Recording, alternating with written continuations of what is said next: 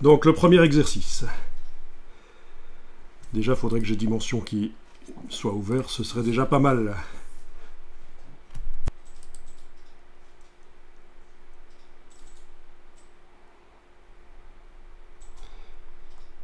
Donc je vais chercher la bouteille carrée.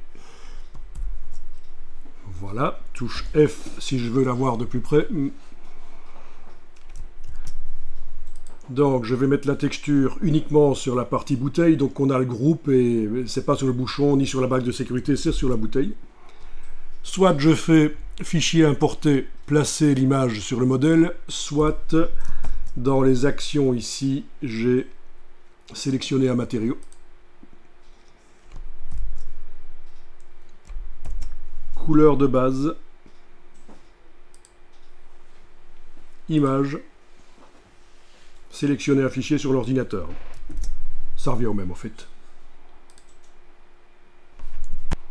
Donc je suis dans le dossier où il y a l'image de la texture en JPEG, texture au raccord, motif au raccord. C'est pas une texture, c'est un motif. Vous aviez vu qu'il est au raccord. Mais quand on l'amène sur le modèle, il n'est pas au raccord, on ne va pas s'en occuper dans un premier temps. Voilà. Ça, c'est une première chose.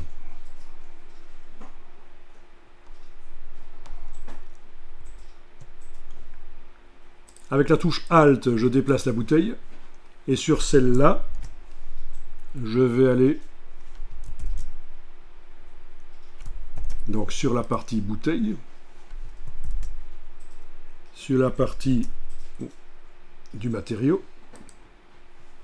dans les propriétés, la couleur de base, et là on a la répétition 1-1 pour l'instant, mais si je clique et je bouge, j'arrive à modifier l'échelle du motif en fait. Voilà. Donc sur la bouteille là, dans spécifiquement la bouteille, son matériau, sa couleur de base, la répétition est là. C'est logique, si je mets plus de répétition, le motif devient plus petit.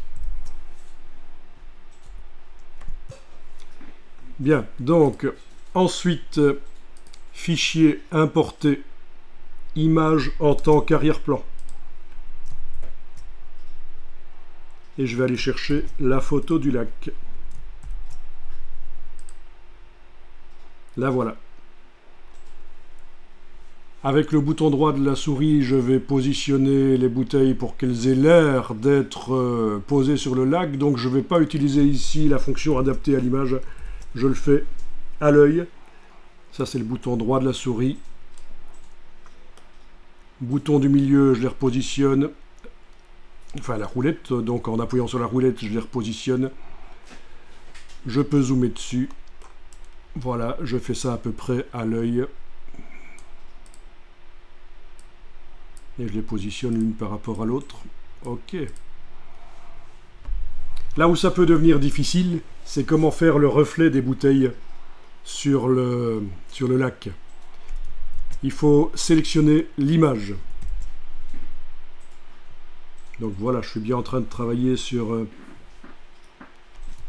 l'image d'arrière-plan. Dans les réglages de plan au sol qui sont enclenchés, on a l'opacité du reflet. On a aussi la cassure du reflet, à quel point, à cause des vagues sur le lac, le reflet n'est pas très précis. Mais on ne voit pas le reflet. Parce que c'est du ray tracing, il faut faire vraiment le calcul ray tracing. Et soit on fait le calcul lourd dans le rendu, mais ça prend plusieurs minutes, soit on enclenche ici le calcul rapide. Et là, le reflet se crée. Alors, si je garde le bouton de la souris enfoncé là-dessus, je vois que moi, je suis passé précédemment de 1/4 à maxi, parce que je trouvais que le rendu n'était pas assez bon. Si j'étais en 1/4, c'était plus rapide, évidemment. mais c'était pas assez bon. Donc cassure du reflet, opacité du reflet. Là, si je modifie les curseurs, je vais pouvoir voir ce que ça donne. Voilà, on a aussi l'opacité des ombres, tiens, tant qu'on y est. Les ombres qui sont là sous l'objet, elles paraissent fort sombres pour le lac. Donc on peut diminuer. Tout ça paraîtra plus réaliste si on fait le vrai rendu en haute définition, évidemment. Donc si je sélectionne clic majuscule clic les deux bouteilles, clic majuscule clic on a dit, voilà les deux bouteilles, avec le gizmo je vais pouvoir les agrandir éventuellement. Elles étaient plus grandes dans l'image que je vous avais montrée au départ en fait. Hein.